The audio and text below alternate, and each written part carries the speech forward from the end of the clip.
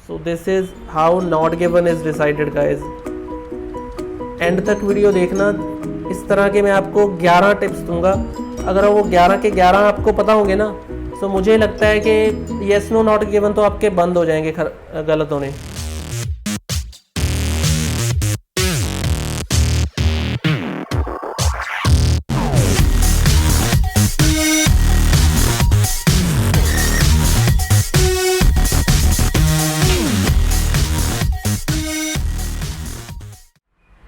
Hello आइल्स aspirants, आज हम पंगा लेंगे येस नो और नॉट गिवन के साथ। क्या आपको भी ये क्वेश्चन टाइप ट्रिकी लग रहा है? अगर लग रहा है तो आप आखिर तक इस वीडियो को ज़रूर देखना, और fair not, I have got you covered. So let's jump in. सबसे पहले इन क्वेश्चंस को टैकल करने के पहले हमें क्या जानना ज़रूरी है? What's the basic difference between 3 answers, yes, no and not given. So कोई भी स्टेटमेंट येस तब होती है अगर हमारी जो पैसेज वाली इंफॉर्मेशन है वो क्वेश्चन को सपोर्ट करे। समझ रहे हो? जो भी चीज़ हमें क्वेश्चन में दी गई है, अगर वो एज इट इज़ पैसेज उसको सपोर्ट कर रहा है तो वो येस होगा। अगर उसको कॉन्ट्राडिक्ट कर रहा है, उसके ऑपोजिट कोई इन्फॉर्मेशन दे रहा है, तो वो अब प्रॉब्लम आती है नॉट गिवन में। उसमें बच्चे काफ़ी कंफ्यूज होते हैं। अगर हमें पैसेज में कुछ मिले ही ना जिससे हम डिसाइड कर पाएँ कि सपोर्ट करें या कॉन्ट्राडिक्ट करें, what is it, so that will be not given, as simple as that. Getting it? Okay, once the first base is covered, we'll have to move on to the next one. Next one is strategies. What are the reading strategies needed for these type of questions? So very first strategy is skimming. Skimming क्या होती है कि हमें overall idea के लिए पढ़ना होता है पैसेज को। ओवरऑल आइडिया, पैसेज को 2 लाइन्स को, 3 लाइन्स को, जो भी हमारी लोकेशन है वहाँ से हम सिर्फ ओवरऑल आइडिया लेने के लिए पढ़ रहे हैं। Okay, and then what is scanning, वहाँ पे हम कोई स्पेसिफिक इंफॉर्मेशन ढूंढ रहे हैं। ओके, अगर आपको स्किमिंग एंड स्कैनिंग के बारे में नहीं पता तो अब आप स्क्रीन के ऊपर देख सकते हो। तो हमें पूरे पैराग्राफ में एक जैसा आइडिया मिल रहा है बार बार, तो इसके पैसेज का मेन टॉपिक है जो भी हाईलाइटेड है। Getting it? और स्कैनिंग क्या होता है, जैसे अब आप देख रहे होंगे, और वो मुझे जहाँ पे भी मिल रहा है मैं उसको स्कैन करने की कोशिश कर रहा हूँ, और वो मुझे मिड ऑफ द पैराग्राफ मिल चुका है, so that would be scanning. Okay okay, so that's also covered. Now will move on to third part. Guys, अब हम बात करेंगे ट्रैप्स की। ट्रैप्स बहुत इंपॉर्टेंट है रीडिंग में जानने के लिए, हर एक क्वेश्चन टाइप के, ना कि सिर्फ येस नो नॉट गिवन, बल्कि दूसरे क्वेश्चंस के ट्रैप्स भी हमें पता होने चाहिए। आप चैनल को सब्सक्राइब, लाइक और शेयर ज़रूर कीजिए अगर आप ऐसी और वीडियोस देखना चाहते हैं, बिकॉज मैं और क्वेश्चंस के ट्रैप्स लेकर भी वीडियो लेके आऊँगा। फाइन। सो ट्रैप्स क्या होते हैं कि जो इन्फॉर्मेशन हमें कई बार हम इग्नोर कर जाते हैं और उसकी वजह से हमारा आंसर गलत हो जाता है, वो ट्रैप्स होते हैं। मतलब वो जानबूझ के आइल्स में वो डाले गए हैं। आइल्स में अगर वो ट्रैप्स ना हो तो फिर आइल्स बहुत इजी हो जाए। समझ रहे हो? सो वो ट्रैप्स जानबूझ के डाले गए हैं ताकि आप कहीं ना कहीं फंसो उनमें। सो अगर हम पहले से ही उन ट्रैप्स से अवेयर हो जाएं, so why would be fall for it? I don't think will fall for them. Fine. So चलो अब हम बात करते हैं। सबसे पहला ट्रैप है पैराफ्रेजिंग। अब पैराफ्रेजिंग, रीफ्रेजिंग आपने सुना होगा, लेकिन फिर भी इग्नोर कर देते हैं हम बहुत बार। सो आप देखोगे वहाँ पे किस किस चीज़ को पैराफ्रेज किया गया है।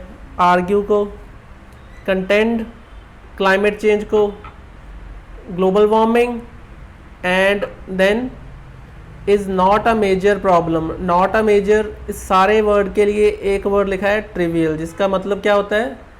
अनइम्पॉर्टेंट या वेरी स्मॉल।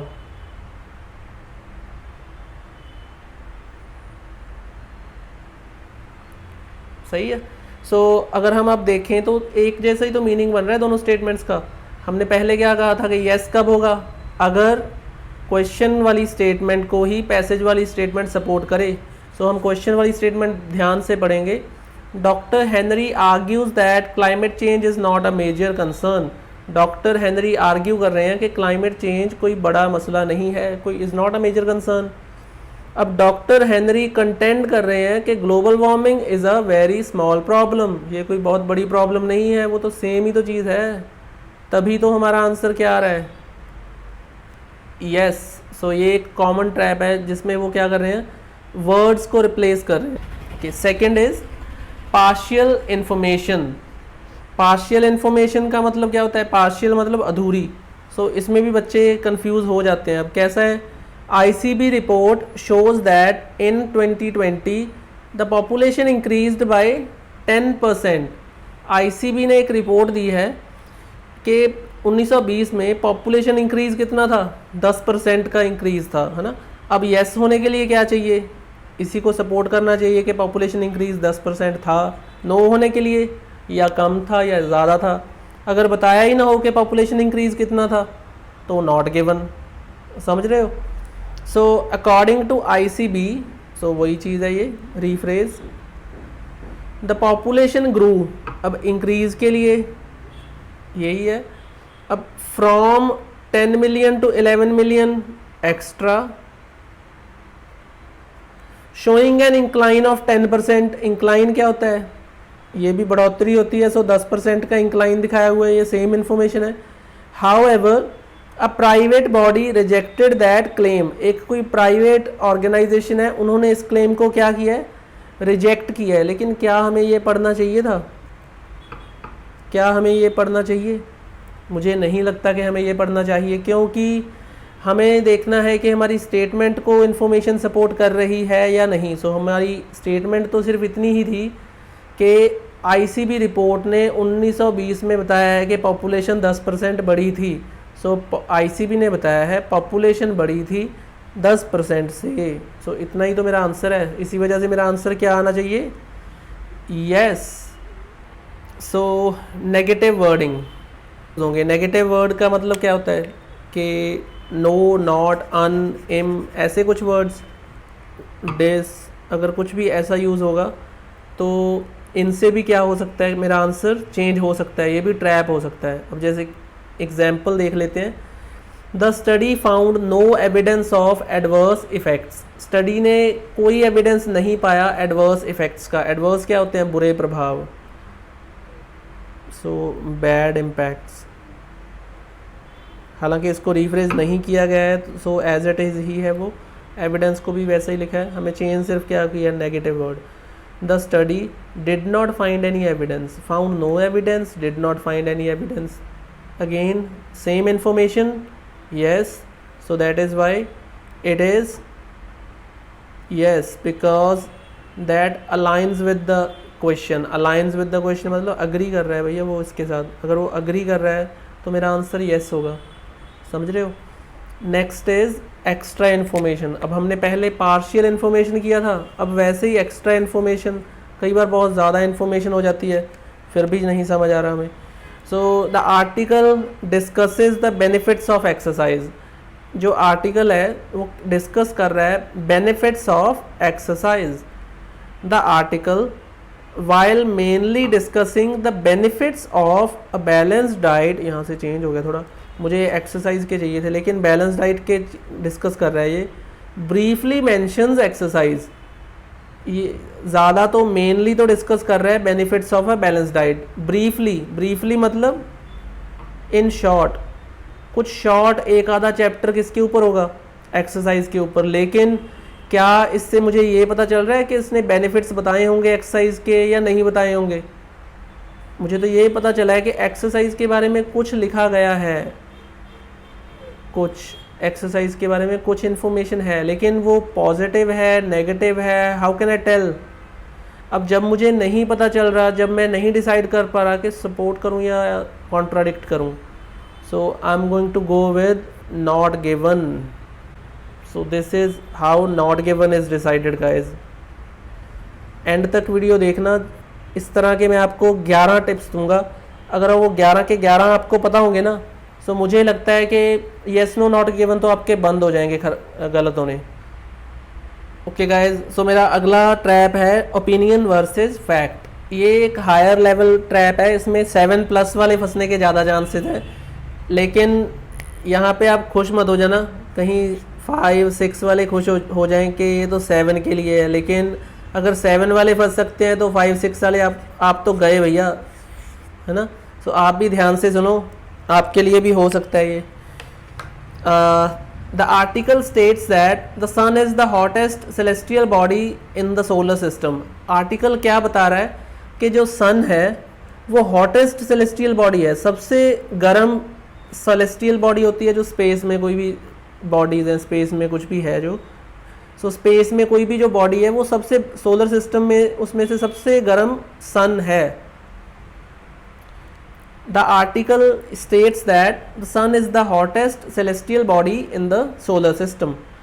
नाउ पैसेज में क्या बताया गया है, according to the article many scientists consider the sun to be the hottest celestial body in the solar system। देखिए अब यहाँ पे क्या है, कंसिडर, यहाँ पे थोड़ा वीक आ गया जी, वो कंसिडर करते हैं, वो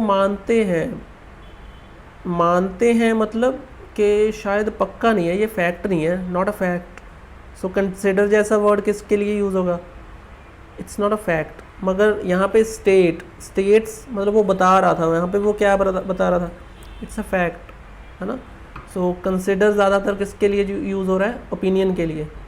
सो फैक्ट वर्सेस ओपिनियन, वही ऊपर हमारे पास फैक्ट था कि सन है सबसे गर्म, अब मुझे ढूंढना था कि क्या सन सबसे गर्म है, लेकिन यहाँ पे थोड़ा वो फीके बढ़ गए, वो कह रहे हैं कि कंसिडर करते हैं हम इसको हॉटेस्ट, लेकिन है या नहीं we don't know, so that's why it is not given. जब हम डिसाइड ना कर पाए कि हॉटेस्ट है या नहीं है, अब यहाँ पे ये लिखा है वो कंसिडर कर रहे हैं, तो शायद हो भी मगर शायद ना भी हो, जब ऐसा कुछ भी हो जाएगा तो नॉट गिवन होगा भैया, क्लियर है। देन टाइम फ्रेम, ये ईजियर है, अब यहाँ पे आप खुश हो सकते हो, 5-6 ये इजी वाला है, ये आपके लिए भी है सीधा सीधा। So time frame, last year's sales exceeded this year's sales. अब आपको ये नंबर्स वाला है, मैं एग्जांपल देने की कोशिश करूँगा। सो सपोज लास्ट ईयर की जो सेल थी वो थी 10 मिलियन, ठीक है जी, और इस बार की जो सेल्स हैं वो है 9 मिलियन। इसका ये मतलब हुआ है लास्ट ईयर था 2022 में, अब है 2023, है ना। So last years sale exceeded this year sales. So ठीक है जी, ये मुझे समझ आ गया कि लास्ट वाला जो नंबर था लास्ट ईयर वाला वो इस वाले नंबर से बड़ा है। अभी अगर यही इन्फॉर्मेशन हुई तो येस, अगर उल्ट हुई तो नो, अदरवाइज नॉट गिवन, अगर ना ही बताओ कि कौन सा नंबर बड़ा था। So this year's sales, year भी लिखा हुआ है, have been recorded at 1 million.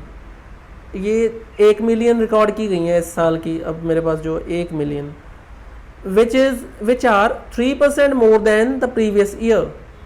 so which are 3% more than the previous year, जो 3% ज़्यादा है प्रीवियस ईयर से। सो जो भी प्रीवियस ईयर का वैल्यू था वो 1 मिलियन से कम था भैया, ठीक है। अब यहाँ पे तो बड़ा नंबर था, बाद में छोटा हुआ, यहाँ पे छोटा नंबर था बाद में बड़ा है दिस ईयर में। सो ये कॉन्ट्राडिक्शन आ रहा है, जब भी कॉन्ट्राडिक्शन होगा तो हमें क्या लगाना है, no. Are you getting it? I hope it's easy for you. Then contradictory information. Contradictory information क्या होती है, जब दो तरह की इंफॉर्मेशन दे दी जाए और हम एक तरह की इंफॉर्मेशन को पढ़े ही ना। कई बार बच्चे पढ़ते ही नहीं, जैसे आधा पढ़ के वहीं से लगा देते हैं कि यही आंसर है, बस यही, यहाँ तक ही पढ़ना है, आगे नहीं पढ़ने की ज़रूरत। वहाँ पे हम गलती कर देते हैं, और वो ज़्यादातर होता भी क्या है कि वो ग्रामर का इनकम्प्लीट सेंटेंस होता है। सो हमें at least full stop to full stop तो पढ़ना चाहिए, है ना। सो जैसे अब क्वेश्चन है, the research indicates that coffee consumption reduces the risk of heart disease. Research ने क्या इंडिकेट किया है कि कॉफ़ी कंजम्पशन हार्ट डिजीज़ का रिस्क कम कर देती है ना। So while some studies suggest a link between coffee consumption and reduced heart disease risk. अब कुछ बच्चे यहीं तक आंसर लगा देंगे, सर ट्रू, ट्रू कैसे होगा भाई, अपने वाइल कहा था तो उसका आधा सेंटेंस कॉमा डाल के यहाँ पे भी है, जबकि कुछ स्टडीज सजेस्ट कर रही हैं कि कॉफ़ी कंजम्पशन और रिड्यूस्ड हार्ट डिजीज रिस्क है, अदर्स कॉन्ट्राडिक्ट भी कर रही हैं। सो ये कॉन्ट्राडिक्टरी इन्फॉर्मेशन कुछ कॉन्ट्राडिक्ट भी कर रही हैं। अब वहाँ पे मैं फंस गया फिर से 50-50 कि यार सपोर्ट करूँ या कॉन्ट्राडिक्ट करूँ, ये तो दोनों ही इन्फॉर्मेशन है, तो क्या होगा, not given. Okay, then generalization, this is also a common trap, ये भी आपको इजीली मिल जाएगा ऐसी एग्जांपल्स, जनरलाइज कर देते हैं वो इन्फॉर्मेशन को।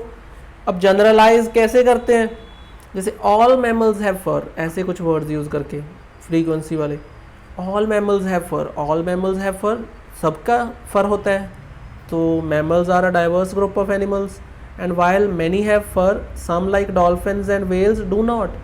अब सीधा सीधा ही कट गया, मैनी हैव फर ज़्यादातर में तो है, कईयों में है, लेकिन डॉल्फिन्स और वेल्स में नहीं भी है, सो ऑल में तो है ही नहीं, सो क्या हो गया, no.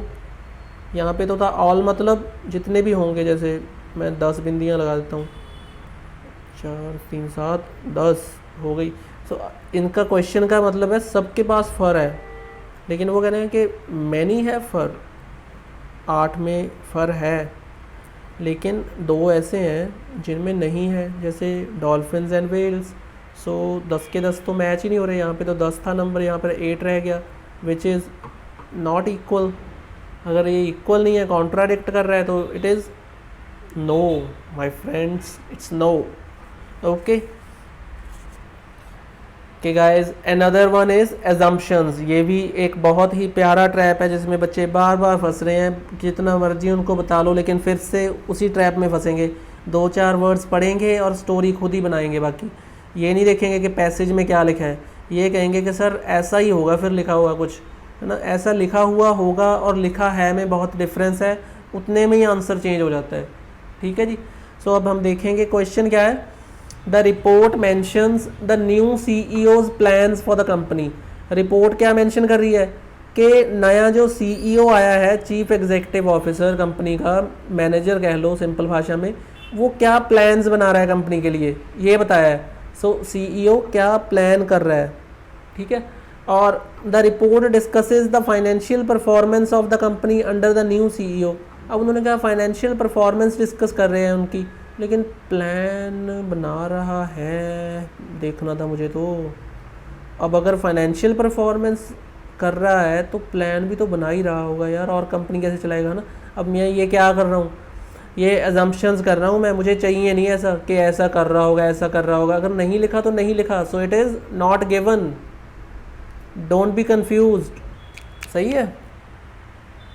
Then complex sentence structure, इसकी कंप्लेंट करते हैं बहुत बच्चे कि सर समझ नहीं आ रहा मुझे, लेकिन इसका बहाना तो नहीं चलेगा, हमें क्या करना होगा, तरीका ढूंढना होगा। हमें कॉम्प्लेक्स सेंटेंसेस को समझना आना चाहिए, ब्रेक करना आना चाहिए। सो अगर हमें वो ब्रेक करने नहीं आ रहे तो हमें ये प्रॉब्लम फेस करनी पड़ सकती है। अब क्वेश्चन है जैसे, the article reports that the study failed to reach conclusive results due to a small sample size. अब इसको मैं पार्ट्स में डिवाइड कर लेता हूँ। आर्टिकल रिपोर्ट कर रहा है the study failed to reach, study ने फेल किया है, पहुंची नहीं है वो, टू रीच कंक्लूसिव रिजल्ट्स, उसको कुछ रिजल्ट्स नहीं मिले हैं। कंक्लूसिव होते हैं कुछ डेफिनेट से रिजल्ट्स नहीं मिले हैं, कोई स्ट्रॉन्ग रिजल्ट नहीं मिले हैं। Due to a small sample size, क्योंकि सैम्पल साइज़ स्मॉल था, सो स्टडी फेल हो गई है, उसको अच्छे रिजल्ट नहीं मिले क्योंकि सैम्पल साइज़ स्मॉल था। The journal article highlights that the study is insufficient sample size, उसका इनसफिशिएंट मतलब small sample size, prevented it from producing conclusive findings, और जो स्मॉल सैम्पल साइज़ था उसने प्रिवेंट किया है स्टडी को from producing conclusive findings, conclusive findings तक पहुंचने में उसने प्रिवेंट किया है, वो पहुंच नहीं पाया उसकी वजह से, है ना। So as it is information मुझे मैच कर रही है। जर्नल आर्टिकल हाईलाइट्स, ये रहा, study failed to reach, so studies prevented it हो गया, ये इसको मैं ऐसे कर देता हूँ। कंक्लूसिव रिजल्ट्स, इसको ऐसे कर लेते हैं, conclusive results due to a small sample size, insufficient sample size. So as it is ही तो लिखा है सारा कुछ, So that is why answer is yes, a confident yes. Fine. Now we are down to the last one, double negatives. So ये last trap है guys. इसके बाद और दिमाग आज आपका मैं नहीं खाऊंगा, लेकिन आप इसकी प्रैक्टिस करना है इसके बाद, बिकॉज ये ना हो कि मैं आपको समझाऊं या कोई भी आपको समझाए और आप उतना ही काम करो और कहो कि रिज़ल्ट नहीं मिल रहा। हमें थोड़ा इनको मास्टर करना होगा। तो आप 2-4 रीडिंग्स करो, इनको ट्राई करके देखो कि कौन से में कॉन्ट्राडिक्टरी है, कौन से में डबल नेगेटिव है। अगर आप इनको पहचानना शुरू कर दोगे तो आपके आंसर भी बनने शुरू हो जाएंगे। ठीक है जी। So last one, the research doesn't disprove the hypothesis. Hypothesis होता है कोई भी थ्योरी, जब भी कोई रिसर्च होती है उसको पहले लिखा जाता है, उसको थ्योरी कहते हैं, हाइपोथेसिस। सो जो रिसर्च है वो डिस्प्रूव होता है, उसको प्रूव के उल्ट वो इसको डिस्प्रूव नहीं करती है, मतलब रिसर्च थ्योरी को खारिज नहीं कर रही है। So the research does not fail to disprove the hypothesis. Research fail नहीं हुई to disprove the hypothesis, hypothesis को खारिज करने में। ऊपर तो लिखा था कि वो खारिज नहीं करती है, यहाँ पे वो खारिज करने में फेल नहीं हुई। सो खारिज करने में फेल नहीं हुई, इसका मतलब वो खारिज करने में सफल हो गई। सो इसका मतलब खारिज करती है। अगर खारिज कर रही है तो कॉन्ट्राडिक्ट हो रहा है, तो मेरा आंसर क्या होगा? नो। लेकिन हो सकता है कि आपके लिए प्रॉब्लम हो, क्योंकि इसमें क्या है कि नेगेटिव्स हैं सारी। Doesn't, disprove, does not, fail, disprove, सारे नेगेटिव वर्ड्स हैं। जब ज़्यादा नेगेटिव वर्ड्स इकट्ठे हो जाते हैं तो वो दिमाग में खिचड़ी बन जाती है। सो इसको करने का क्या तरीका है कि take a deep breath and try to segregate each and every word. उसको अकेले अकेले को करके समझने की कोशिश करो, and you might find the right answer. Getting it? So अब हम आज का वीडियो यहीं पे रोकते हैं।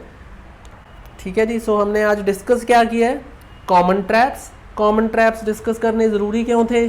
क्योंकि अगर हम कॉमन ट्रैप्स को डिस्कस नहीं करेंगे तो हम इनको अवॉइड भी नहीं कर पाएंगे। अगर हमें नहीं पता होगा कि प्रॉब्लम कहाँ पे है तो बचेंगे भी किस चीज़ से, है ना। सो अब मैं स्क्रीन के ऊपर एक प्रैक्टिस के लिए 2-3 क्वेश्चंस छोड़ रहा हूँ, आप उनको ज़रूर करो। आप बताओ, आप पॉज कर लेना वीडियो को और उनको करके आप अपने कमेंट सेक्शन में पोस्ट करो आंसर्स। देखते हैं कि आपको कितना समझ में आया, जिससे हमें और मोटिवेशन मिलती है। अगर आपके आंसर्स अच्छे हुए तो वेरी गुड, अगर ना भी हुए तो फाइन। इससे पता चल जाएगा कि मुझे वीडियो और अच्छे से बनानी चाहिए। ओके। सो अब एक बोनस टिप, टाइम मैनेजमेंट भी बहुत क्रूशियल होता है। सो अगर आपको कोई आंसर्स नहीं मिल रहे तो उनको स्किप कर दो। अगर स्किप करके भी नहीं मिल रहे, फिर भी आपको फिर भी टाइम बहुत ख़राब हो रहा है, तो make an educated gas. Educated gas क्या होता है कि बेस्ट गैस जो आपको लग रहा है इन्फॉर्मेशन के हिसाब से। वर्ड टू वर्ड समझना भी ज़रूरी नहीं है। अगर आपको टाइम भी नहीं है और समझ में भी नहीं आ रहा तो try to make an educated guess. At least हो सकता है कि 60-70% एक्यूरेसी आ जाए, और अगर 60-70% आ गई तो 6 बैंड तो कहीं नहीं गए। ठीक है? ठीक है जी। Okay, thank you for watching. If you have any questions or want more tips, drop them in the comments below.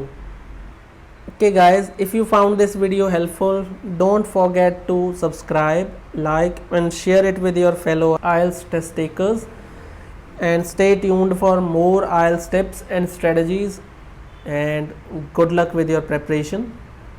Bye.